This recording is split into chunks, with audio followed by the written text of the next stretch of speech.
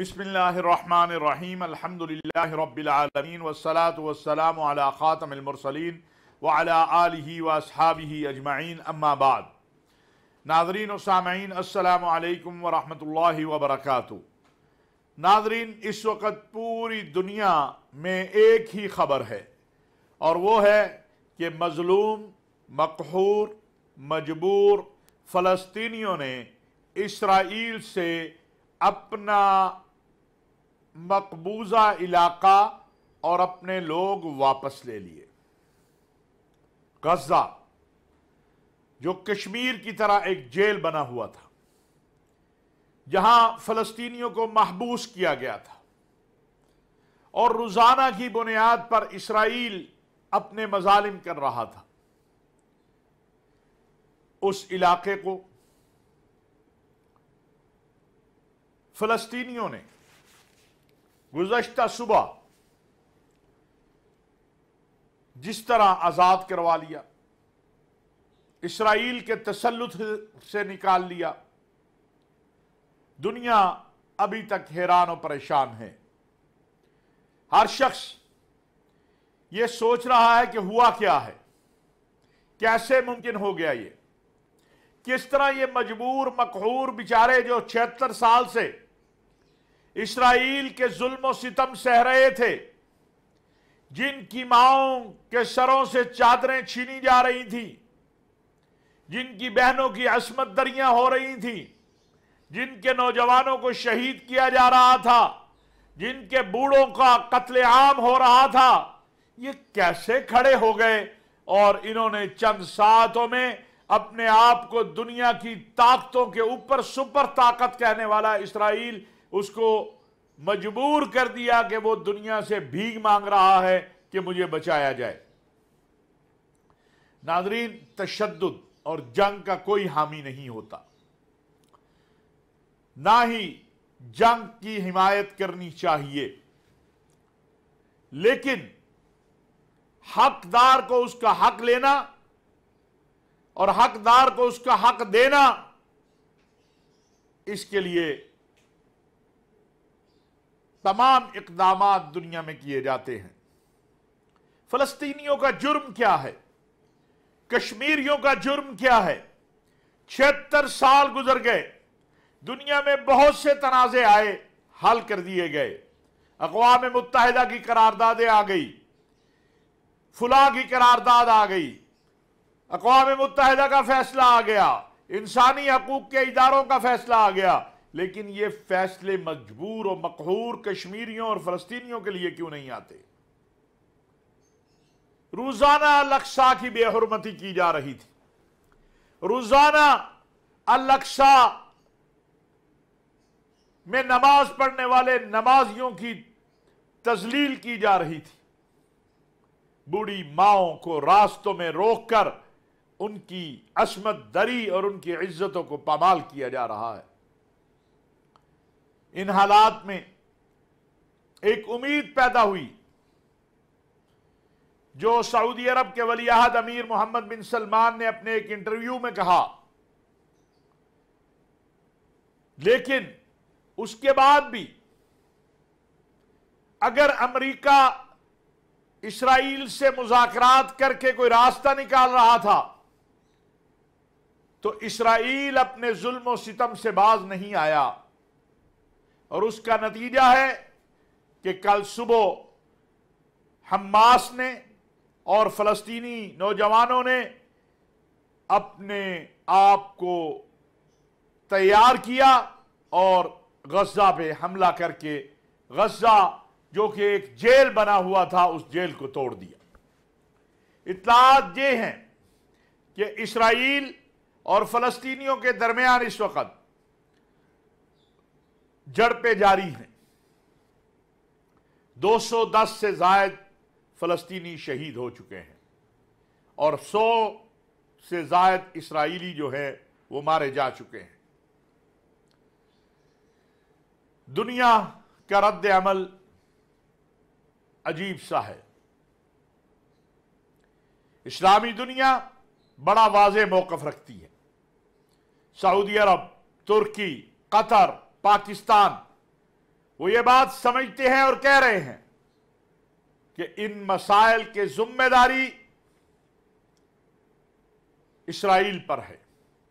اگر اسرائیل اپنے ظلم و ستم کا سلسلہ بند کر دیتا اور جو حل پیش کیا جا رہا ہے کہ ایک آزاد خود مختار فلسطینی ریاست کا قیام، اس کی طرف اسرائیل چل پڑتا، تو ممکن ہے جو کل ہوا وہ نہ ہوتا۔ لیکن اسرائیل کسی بھی طرح سے فلسطینیوں کو جینے کا حق دینے کو تیار نہیں ہے۔ مملکت سعودی عرب نے بہت آگے جا کر ایک قدم اٹھایا، جو میری ذاتی رائے ہے کہ تمام اسلامی ممالک کو اٹھانا چاہیے، کہ اپنا سفیر فلسطین کے لیے مقرر کیا، جس نے جا کے اپنے کاغذات محمود عباس صاحب کے سامنے پیش کیے۔ یعنی سعودی عرب نے ایک آزاد خود مختار فلسطینی ریاست کو مان لیا، اس کا سٹرکچر مان لیا۔ یہ آغاز ہے، لیکن اگر اسرائیل یہ بات سمجھتا ہے یا ہندوستان یہ بات سمجھتا ہے کہ ظلم اور بربریت کی بنا کے اوپر طویل عرصہ لوگوں کو محکوم رکھا جا سکتا ہے، تو یہ کل کا واقعہ اس کا اظہار ہے کہ ایسا ممکن نہیں ہے۔ ابھی بھی مصر، سعودی عرب، پاکستان، ترکی، قطر سب نے یہ بات کہی ہے کہ مذاکرات سے ہی مسائل حل ہو سکتے ہیں۔ اسرائیل مذاکرات کی ٹیبل پر فلسطینیوں کو ان کا حق دینے کے لیے تیار ہو، اور اگر ایسا نہیں ہوتا تو آپ نہیں روک سکتے اس جدوجہد کو جو جانوں پر کھیل کر شروع کی گئی ہے۔ یہی حال کشمیر میں بھی ہے۔ اور آپ کو میں عرض کرتا چلوں کہ عجیب بات ہے کہ ہندوستان جو کئی مواقع پر فلسطین کے موقف کی تائید کرتا ہے، کھل کر اب اسرائیل کے ساتھ کھڑا ہو گیا ہے۔ کیوں؟ اس کی وجہ یہ ہے کہ یہ بات ہندوستان سمجھتا ہے کہ اگر آج فلسطین کا معاملہ حل ہوگا تو پھر کشمیر کا معاملہ بھی حل ہوگا۔ آج اگر فلسطین میں ظلم و ستم ختم ہوگا تو پھر کشمیر میں بھی ختم کرنا پڑے گا۔ اس لیے امت مسلمہ کی ذمہ داری ہے کہ وہ کشمیر اور فلسطین کے مسئلے کو حل کرنے کے لیے فوری طور پر اپنا عملی کردار ادا کرے۔ اس وقت اسلامی تعاون تنظیم کی سربراہی مملکت سعودی عرب کے پاس ہے۔ ویسے بھی سعودی عرب دنیا اسلام اور عالمی دنیا میں ایک اپنا مقام رکھتا ہے، اور اس وقت تو اگر دیکھا جائے تو عالمی قوتیں بھی سعودی عرب کی طرف دیکھتی ہیں کسی بھی مسئلے کے لیے۔ سعودی عرب کے ولی عہد امیر محمد بن سلمان نے جس انداز سے سعودی عرب کو دنیا میں منوایا ہے، وہ اپنی مثال آپ ہے۔ اب جبکہ روس جو کہ پہلے ہی فلسطینیوں کے موقف کا حامی ہے، چین جو کہ پہلے ہی فلسطینیوں کے موقف کا حامی ہے، اسلامی تعاون تنظیم، یہ سارے ممالک اور یورپ کے بہت سے ممالک جو فلسطینیوں کے موقف کے حامی ہیں، ان کو اب فیصلہ کرنا چاہیے کہ اسرائیل کے مظالم کا یہ سلسلہ اب ختم کرنا ہے۔ اب یہ سلسلہ ویسے مجھے رکتا اس لیے نظر نہیں آتا کہ جو کچھ کل کے حملے سے حاصل کر لیا ہے حماس نے یا فلسطینیوں نے، وہ پیچھے نہیں جائے گا، وہ آگے جانب بڑھیں گے۔ بہت سارے اسرائیلی فوجی اس وقت ان کے پاس ہے، بہت سارا اسلحہ اس وقت ان کے پاس ہے، ان کو ایک نئی طاقت ملی ہے، حوصلہ ملا ہے۔ اسرائیل کے لیے عقل مندی کی بات تو یہی ہے کہ وہ اب اس مسئلے کے حل کی طرف جائے، اور اگر وہ ایسا نہیں کرتا تو اسے یہ بات پتہ ہونی چاہیے کہ اب یہ سلسلہ رکنے والا نہیں ہے، اور اس سے ہندوستان کو بھی عبرت پکڑنی چاہیے۔ ہندوستان کو بھی یہ سوچنا چاہیے کہ کب تک وہ کشمیریوں کو محکوم بنا کر رکھے گا۔ زیادہ دیر وہاں بھی یہ سلسلہ چلنے والا نہیں ہے۔ ناظرین، آخر میں اس وقت بہت ایک اہم مسئلہ جو پاکستان میں ہے وہ ہے کہ غیر قانونی غیر ملکیوں کی واپسی۔ پہلا سوال یہ ہے کہ کیا یہ تمام افغان مہاجرین کے لیے فیصلہ ہے یا صرف ان کا کہ جنہوں نے پاکستان میں رہتے ہوئے اپنی رجسٹریشن نہیں کروائی، کسی ادارے کے ساتھ منسلک نہیں ہوئے، اقوام متحدہ کا جو مہاجرین کے ادارے ہیں ان کے ساتھ؟ تو یہ جو اعلان ہے وہ ان لوگوں کے لیے ہے جن کو کئی بار موقع ملا لیکن انہوں نے اس سے فائدہ نہیں اٹھایا۔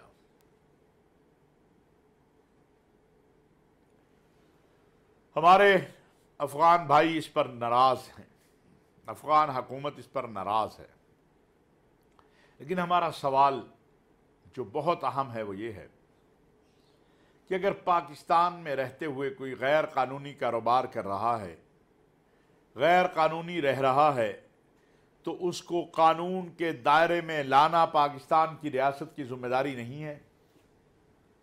کیا یہ سلسلہ اسی طرح چلتا رہے؟ آپ خود دیکھیں